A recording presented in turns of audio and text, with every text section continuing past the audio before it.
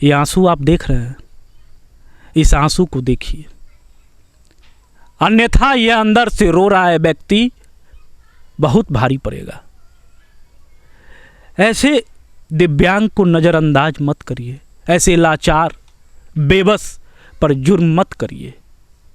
इनकी आंसू आप देख सकते हैं ना किस तरह से इनकी आंसू निकल रहा है। नमस्कार, मैं विक्रम भगत नागवंशी और आप देख रहे हैं मधुबनी न्यूज। आज हम जो समाचार संकलन के लिए आए हुए हैं, जो समाचार आज हम संकलन कर रहे हैं, वो मानवता से जुड़ा हुआ है, वो इंसानों से जुड़ा हुआ है। ऐसा समाचार है, ऐसा न्यूज है जो हम आपको दिखाएंगे तो आपका भी जो रूह है थोड़ा देर के लिए कांपेगा जरूर। बात है एक दिव्यांग है मेरे साथ, इनके साथ जो जाति हुई है, इनको जो दबाया गया है, इस तरह से दबाया गया जो रक्षक ही अगर भक्षक हो जाए। हमारी सुरक्षा के लिए पुलिस की नियुक्ति होती है, पुलिस बलों की बहाली होती है, उनको थाने में भेजा जाता है ताकि हमारी सुरक्षा हो सके, हमको न्याय मिल सके। लेकिन मधवापुर जो थाना अध्यक्ष है गया सिंह, जिनके बारे में क्या कहें और आप भी जानते हैं, वो ऐसे थाना अध्यक्ष है, अगर उनका आप विरोध करिएगा तो झूठे मुकदमे में फंसा करके आपको जेल भेज देगा। बड़ा कहते हैं कि शराब शराब शराब। अरे भाई, मधवापुर आप देखिए किस तरह से नेपाल में बॉर्डर उस पार मठियानी में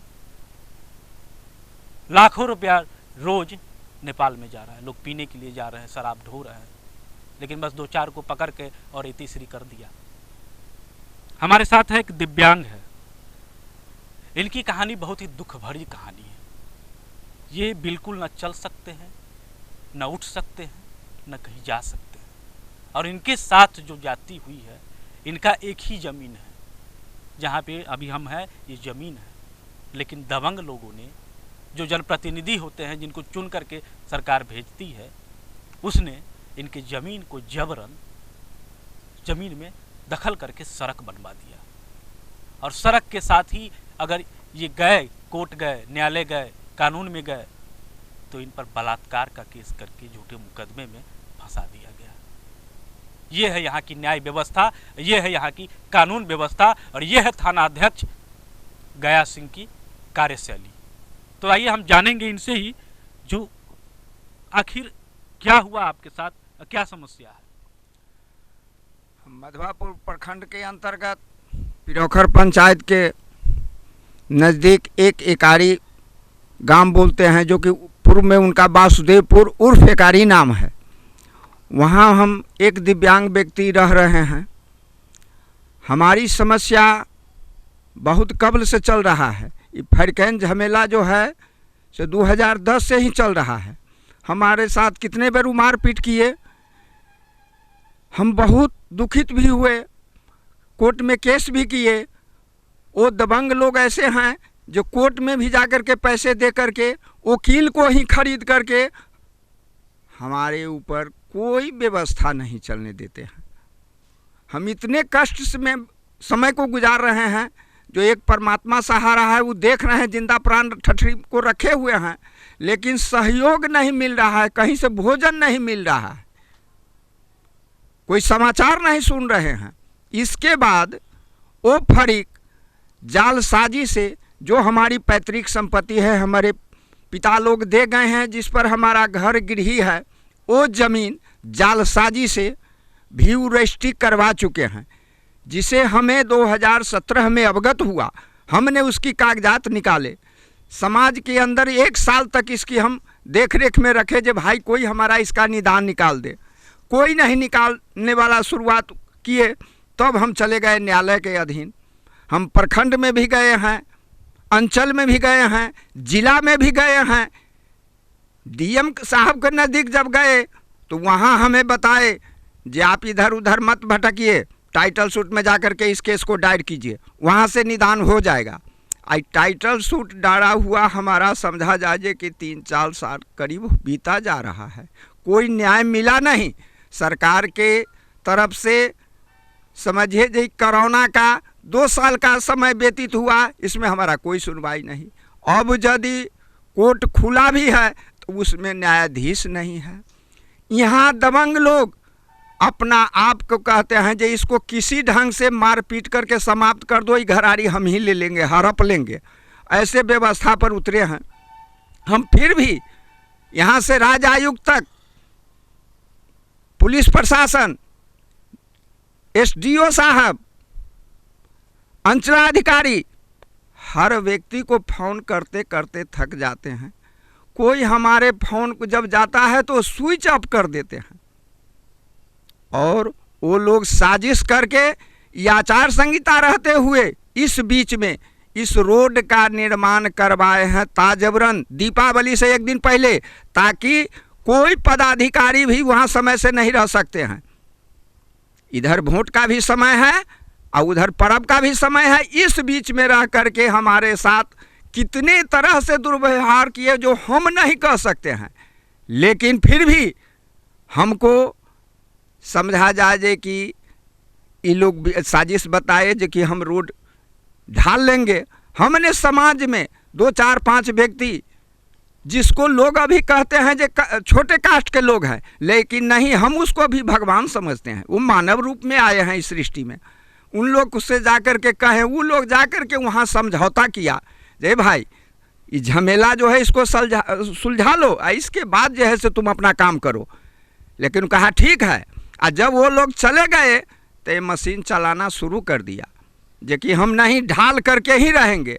हम लोग फिर भी उसको रोकने के लिए गए, अनुनय विनय किए, जो भैया समझौता कर लो और इसके बाद रोड ढालो। नहीं नहीं, हम किसी कीमत में नहीं समझौता करेंगे, नहीं कुछ करेंगे, जो हम करना चाहते हैं वही करेंगे। वो करके हमारे साथ समझिए जो कि सारे दिन 10 बजे से शुरू किया, 5 बजे दिन तक ला।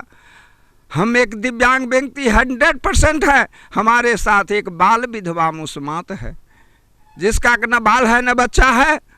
14-15 वर्ष की अवस्था में वो बाल विधवा हो गई, फिर भी द्रौपदी की तरह अपना सत बचा करके इस सृष्टि में रह रही है और कह रही है कि हम किसी तरह से जीवन इस तरह से व्यतीत करेंगे। ये भी अनुनय विनय करते रहे, लेकिन इनका भी फरियाद कोई नहीं सुनने वाला हुआ। एक महिला के ऊपर 3-3 आदमी भीड़ करके यहाँ इसको मार पीट करके छत्ता कर दिया, कितने जगह हड्डी तोड़ दिए हुए हैं। उस दिन से हमारे पास पैसा भी नहीं जो इसको इलाज करावे। कोई बाबू का इच्छा होता है तो 10, 20, 25, 50 दे जाते हैं, तो उनसे गोटी कोई दवा यान करके इसको हम चलाते हैं। लेकिन वो दबंग आदमी हमारे निजी घरारी, जो हमारी पिता का दिया हुआ संपत्ति है, खतियावनी है, उस पर ये प्रशासन लोग और ये समाज लोग उस पर जबरन रोड ढलवा दिया है, जबकि वो खतियावनी निजी संपत्ति हमारा है। कहता है इनसे कुछ चलने वाला नहीं होगा, ये कहाँ तक जाएगा। जब हम पदाधिकारी को उस टाइम में सूचना किया है, तब पदाधिकारी लोग हमारे बात को नहीं सुनकर हमारे ही ऊपर रेप केस किए हैं। हम इस सृष्टि में जितने मानव के रूप में वो पदाधिकारी हो या संसारिक लोग हो, हम सबसे अनुनय विनय करते हैं जो हमारे लिए जहाँ तक बन सके उतना हमारे। आपने सुना इनको कि किस तरह से एक दिव्यांग व्यक्ति जो अपने हक और अधिकार, जो अन्याय होता है उसको रोकने जाते हैं, तो ऐसे व्यक्ति पर बलात्कार का केस होता है। तो आपने देखा अभी इनकी स्थिति कि यह कैसे चल फिर लेते हैं। और यह यही नहीं, अनुमंडल कार्यालय हो, जिला कार्यालय हो, हर जगह जाकर के न्याय की गुहार लगाते हैं। न्यायालय में जाते हैं, जज के पास जाते हैं और उनसे न्याय की भीख मांगते हैं। जबकि देश के प्रधानमंत्री नरेंद्र मोदी जी दिव्यांगों के लिए कई योजनाएं चला रहे हैं, लेकिन उन्हीं का प्रशासन और उन्हीं का कर्मी किस तरह से इनके साथ अन्याय कर रहा है। बताइए, आपका जब ये मामला हुआ तो फिर आगे से कोई लेटर आया, कोई ये आया जो रोकने के लिए? लेटर हमारे तरफ से राज्य आयुक्त के आया, जो कि हर टेबल पर पहुंच चुके हैं। थाना अध्यक्ष से बात करते हैं, पुलिस है उसको रोकना चाहिए, थाना अध्यक्ष क्या बोलते हैं? थाना अध्यक्ष कहते हैं जो हम इस व्यवस्था सबको कुछ नहीं समझते हैं, कुछ नहीं जानते हैं। वो लोग कहें, एक रोज़ दया बाबू बोले थे जे कि हम आपको जहाँ तक हो सकेगा अपने स्तर से मदद पूर्ण रूप से करेंगे, लेकिन पूर्ण रूप से मदद हमको वही किए जो हम पर रेप केस की मामला वो कर चुके हैं। बताइए किस तरह से जब न्याय मांगा जाता है तो ऐसे व्यक्ति पर रेप केस कर दिया जाता है। हमारे साथ मौजूद है एक राज्य निःशक्तता जो आयोग है जो दिव्यांगजनों के लिए काम करते हैं, राघवेंद्र जी हैं। राघवेंद्र जी, सबसे पहले आप अपना परिचय दे दीजिए। जी, मेरा नाम राघवेंद्र ठाकुर है। मैं PWD संघ से प्रखंड सचिव हूँ, दिव्यांग संस्था में जो एक NGO के तहत चलता है, जिसकी प्रमाण आप देख सकते हैं कि प्रमाण पत्र मेरे सामने में है। और हम लोग बहुत दुख के साथ कहना चाहते हैं कि शिवाजी कुमार ने ये स्थापना किया था हम लोगों को, और हम लोग को जागरूक किए कि दिव्यांग को हम लोग सहयोग करें। लेकिन जब दिव्यांग के सहयोग करने की बात आती है तो कोई भी प्रशासन, कोई भी पदाधिकारी किसी भी तरह की बातों को सुनने से नासकार जाते हैं।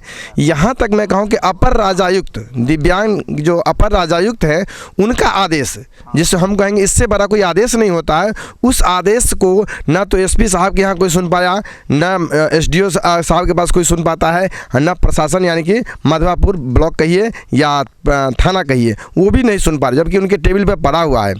पटना पुलिस हेडक्वार्टर से आदेश उनके पास आया हुआ है कि आप दिव्यांग को मदद कीजिए, जिसको का धारा है 80 और 82 2016 एक्ट के तहत 80 और 82 एक्ट लगाया गया है, जिसमें दिव्यांग को हर संभव सुरक्षा मुहैया कराने का आदेश है।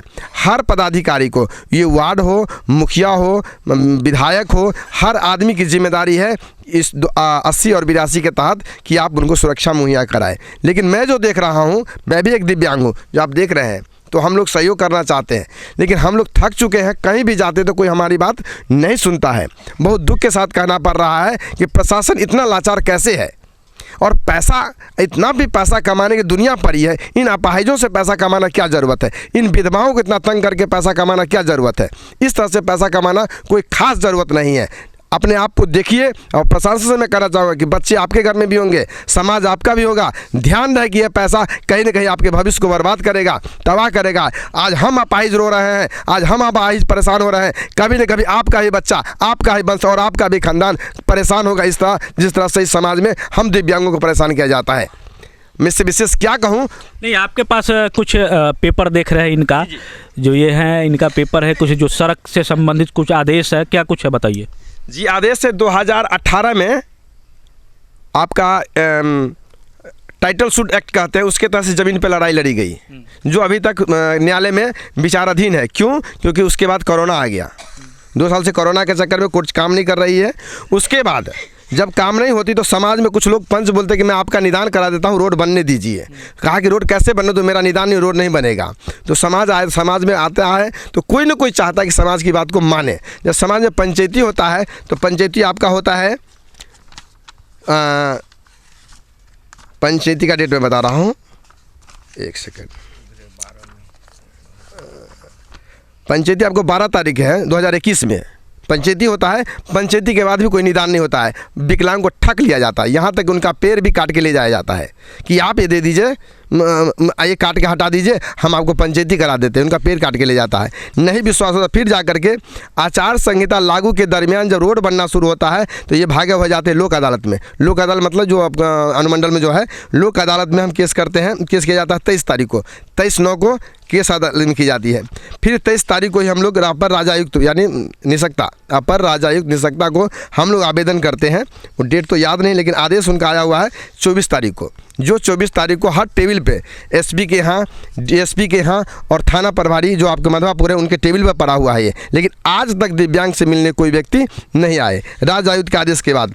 और उसके बाद पटना पुलिस हेडक्वार्टर को भी मैं कंप्लेन करता हूँ। जब राजायुक्त का लेटर का अवहेलना की जाती है तो हम लोग 1/11 को हम लोग कंप्लेन करते हैं पटना हेडक्वार्टर, पुलिस हेडक्वार्टर को। वहाँ से SP को फॉरवर्ड होता है चिट्ठी, वो चिट्ठी आपके मधवापुर थाना को पहुँच जाती है।